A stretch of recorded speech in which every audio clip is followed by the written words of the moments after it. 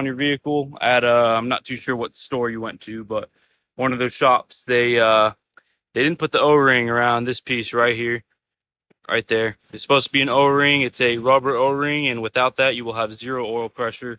Or in your case, when you start the vehicle up or give it some gas, it'll get some oil pressure, but once it idles, it won't get anything. And because of that mistake, there is some little chunks of metal in the pan. Let's see if I could be able to tip that down for me. Like that. Thank you, sir. All right, so if you look down there, it's a little hard to see. It's a little hard to see on the video, but you see all the sparkles there. The discoloration of the oil is probably some bearing material. And yeah, so that's, yeah, you can see it a little better right there.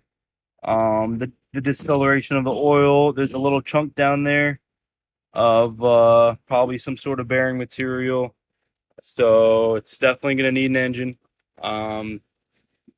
Typically when you have metal like that, there's no way to completely clean it out of an engine. You could clean it out of the oil pan, but that's still going around the engine. So if we were to clean that out and put it back together, there's definitely going to be some sort of bearing failure or lifter cam failure. So definitely going to need an engine. We're going to put that through.